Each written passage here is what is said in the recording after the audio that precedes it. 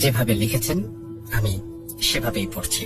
Listeners এবং team মেম্বার্সদের জন্য অনেক অনেক দোয়া, ভালোবাসা আর শুভকামনা নিয়ে শুরু করছি আজকে। আশা করি আপনিও অনেক ভালো আছেন ভাইয়া, কারণ জানি আপনি সব সময় ভালোর দলে থাকেন। আমি ডাক্তার আনিকা নওয়ার, ভালোর দলে থাকা মানুষদের একজন। আজকে আবার সময় করে লিখতে বসেছি। কত সুন্দর আমাদের এই পৃথিবী, সুন্দর আমাদের সময়গুলো, আমাদের এই পরিচিত ভুবনের প্রতিটি মুহূর্ত চিরচেনা, অতি আপন। কিন্তু অতি পরিচিত এই মুহূর্তগুলোর সাথে হঠাৎ যদি সম্পূর্ণ অদেখা কোনো ভুবনের সংযোগ ঘটে যায়, যদি সামনে চলে আসে এমন অযাচিত কোনো অস্তিত্ব যাকে এই লৌকিক ভুবনে দেখতে পাওয়ার কথা নয়, তখনই বোধহয় অবতারণা ঘটে অলৌকিকের।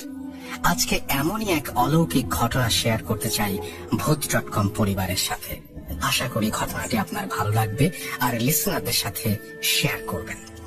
ঘটনাটি সংগ্রহ করেছি আমার এক নিকট আত্মীয়র কাছ থেকে, যার পরিবারের একজন পূর্বপুরুষের সাথে এই ঘটনাটি ঘটেছিল, এবং তার একান্ত অনুরোধেই আমি চরিত্রগুলোর ছদ্মনাম ব্যবহার করে ঘটনাটি বর্ণনা করছি। সরাসরি আসল ঘটনায় চলে যায়।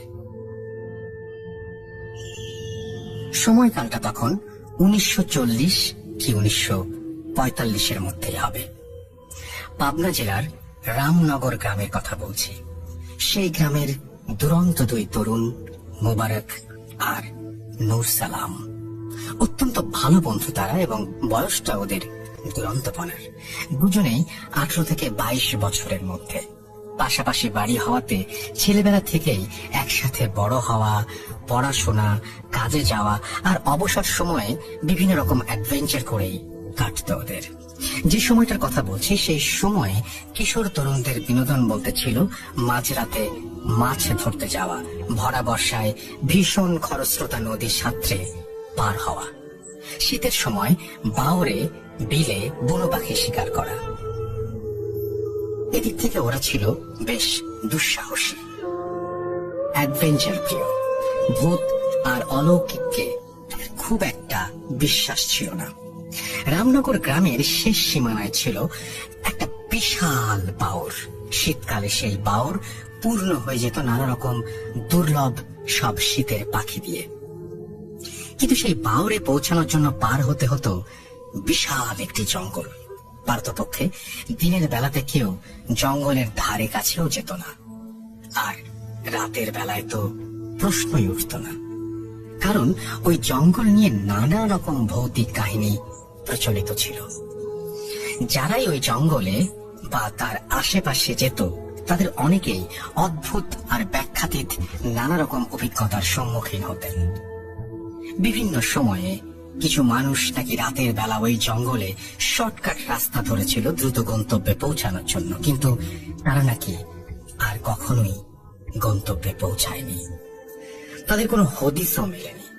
যাই হোক, একবার এক শীতকালে হলো কি, বন্ধুদের এক গল্পের আসরে অশরীরী নিয়ে নানা তর্ক বিতর্কে মুবারক আর নূর সালামকে তাদের কিছু বন্ধু চ্যালেঞ্জ ছুড়ে দিল যে যেহেতু তারা সাহসী, ভূতে বিশ্বাস করে না, তাই তাদেরকে এক শীতের রাতে ওই জঙ্গল পেরিয়ে বাওরে যেতে হবে, এবং তারা যে বাওরে গিয়েছিল সেটা প্রমাণস্বরূপ দুই একটি শীতের পাখি শিকার করে আনতে হবে। মুবারক আর নূর সালাম এতটাই অ্যাডভেঞ্চার প্রিয় ছিল যে চকচক করে উঠল তাদের চোখ। তারা 7-5 না ভেবেই এই চ্যালেঞ্জ গ্রহণ করে ফেলল। তারা আসলে রাতের বেলা ওই জঙ্গলে যেতে হবে এটা নিয়ে খুব একটা চিন্তিত ছিল না, কারণ আদতে তারা অলৌকিককে বিশ্বাসই করত না। যাই হোক, দুই বন্ধু খুব দ্রুত প্ল্যান করলো যে রাতের আধারে, অর্থাৎ রাতে রাতেই তারা বাওরে যাবে। বাসার বড়রা যদি জানতে পারে এই প্ল্যানের কথা, তাহলে তাদের কখনোই যাওয়া হবে না। তাই দুজন ঠিক করলো গভীর রাতে যখন সবাই ঘুমিয়ে পড়বে তখন ওরা দুজন বের হবে। যেই কথা সেই কাজ। নির্ধারিত রাতে সবাই ঘুমিয়ে যাবার পর মুবারক ও নূর সালাম বেরিয়ে পড়ল। রাত আনুমানিক 12টা হবে। ভয়াবহ রকম শীত পড়েছে সেই রাতে। তাপমাত্রা হয়তো 10 ডিগ্রিরও নিচে নেমে গেছে। ভয়ঙ্কর শীতে হু হু করে কাঁপতে কাঁপতে ওরা জঙ্গলের কাছে পৌঁছে গেল।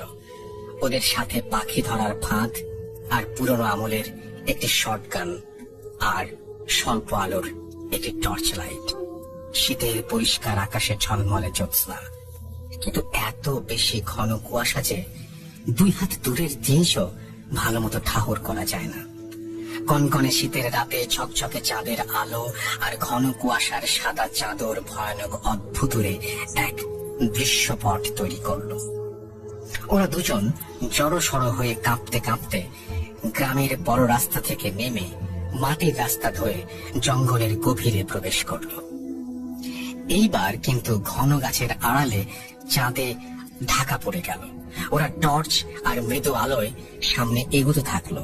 হঠাৎ নূর সালাম দাঁড়িয়ে গেল।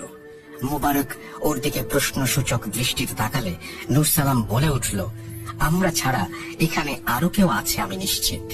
মোবারকও দাঁড়িয়ে একটু বোঝার চেষ্টা করতেই স্পষ্ট টের পেল ওদের কিছুটা পেছনে জঙ্গল থেকে একটা অস্বাভাবিক লম্বা, অত্যন্ত শীর্ণকায় মানবাকৃতির একটি কুচকুচে কালো অবয়ব রাস্তায় বেরিয়ে এসেছে।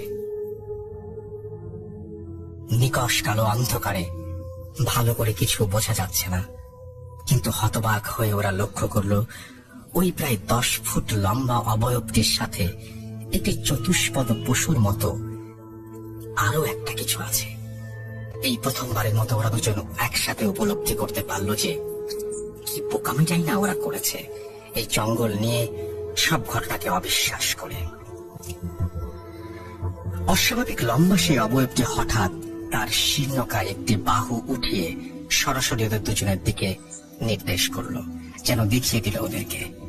আর সেই অশরীরীর নির্দেশে ওই পশুটি তাদের দিকে এগিয়ে আসলো। ওটা যদি কুকুর হয়ে থাকে তাহলে ওটা কমপক্ষে একটি বাছুরের সমান বড় হবে। ধবধবে সাদা ওই পশুটি অলৌকিক স্বরে গর্জন করে উঠল।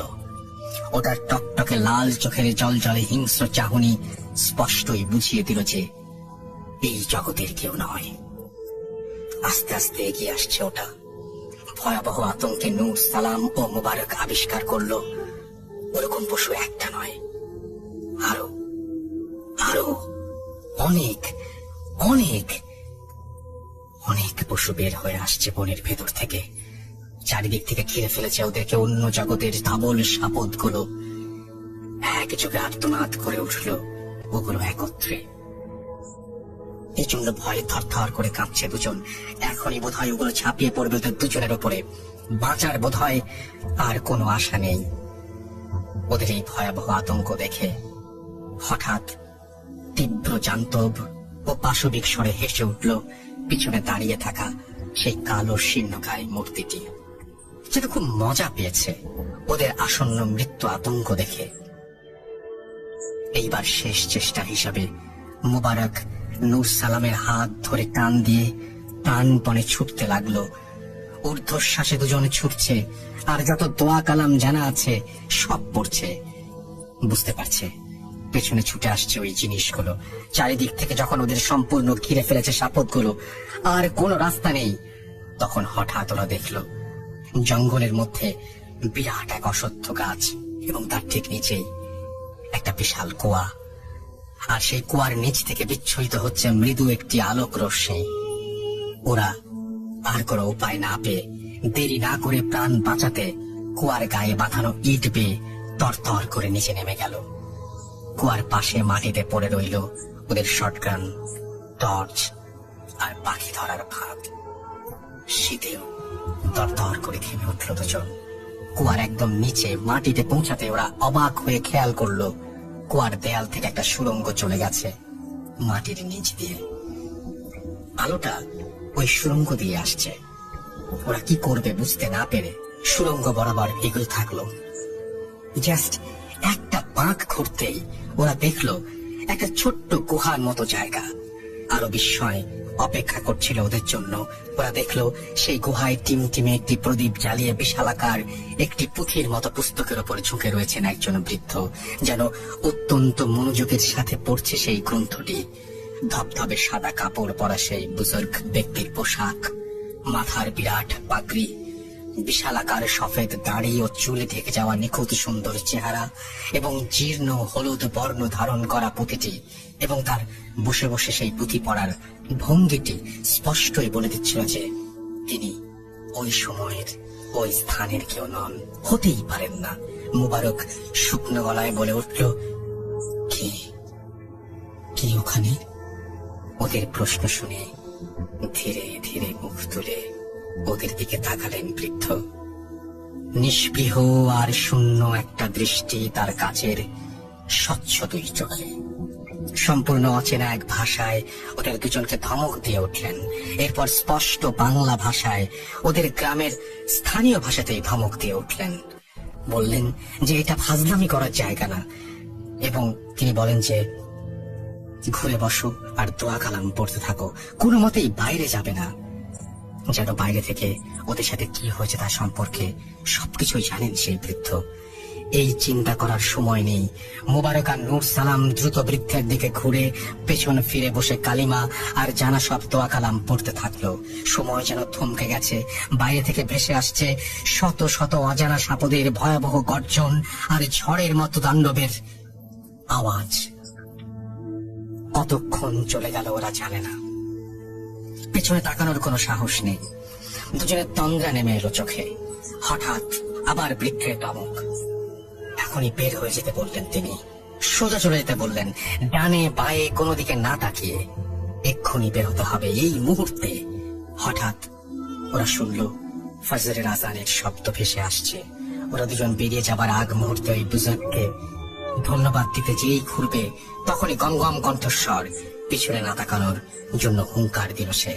এবং আজকের এই ঘটনা বাইরে কাউকে না জানাতেও সাবধান করে দিল আরো একবার। সোজা যেভাবে নেমেছিল সেই পথেই উঠে যেতে বলল। অন্ধকার আছে তখনও, কিন্তু কোনো সমস্যা হলো না। বাসায় না পৌঁছানো পর্যন্ত ছুটতে থাকলো ওরা ততক্ষণ, এবং বড়রা ততক্ষণে উঠে পড়েছে। ওরা বাসার কাছে পৌঁছেই ভীষণ অসুস্থ বোধ করলো। মুবারকের চলে আসলো উচ্চ মাত্রার জ্বর, আর নূর সালামের অবনতি এবং বমি হতে থাকলো। বড়দের হাজার প্রশ্নের পরে ওরা কোনো উত্তর দিল না যে কি হয়েছে, কোথায় গিয়েছিল। কিন্তু অবস্থা বেগতিক দেখে হুজুর ডাকা হলো। হুজুর গোপনে ওদের সাথে কথা বলে বুঝলেন প্রথমে ভয়ঙ্কর খারাপ কিছুর খপ্পরে পড়েছিল ওরা। প্রাণটা হয়তো ওই রাতেই চলে যেত, কিংবা হয়তো হারিয়ে যাওয়া মানুষগুলোর মতো ওদের আর কখনোই ফিরে পাওয়া যেত না। ওই রহস্যময় বুজুর্গ ব্যক্তিটি ওদেরকে কুয়ায় আশ্রয় দিয়েছেন। সেই যাত্রায় সে কারণে তারা প্রাণে বেঁচে গেছে। যাই হোক, হুজুরের রুকাইয়াতে আস্তে আস্তে ওরা সুস্থ হয়ে ওঠার পর ওদের মনে পড়ে যায় যে ওদের শটগান, পাখি ধরার অস্ত্র আর টর্চ লাইট সব ওই কুয়ার পাশে ফেলে এসেছিল ওরা। একদিন ওরা সাহস করে আরো কিছু লোকজন নিয়ে সেই জিনিসগুলো ফিরে আনতে গেল। ঠিক সেই কুয়ার পাশে পড়ে থাকার কথা ছিল সেগুলোর। সেই বিরাট অশ্বত্থ গাছের নিচে জিনিসগুলো যেভাবে পড়েছিল সেভাবে আছে, কিন্তু সেখানে আদৌ কোনো কুয়া নেই।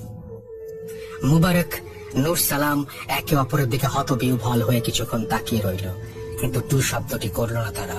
ওদের জিনিসগুলো নিয়ে দ্রুত বাড়ি ফিরল ওরা।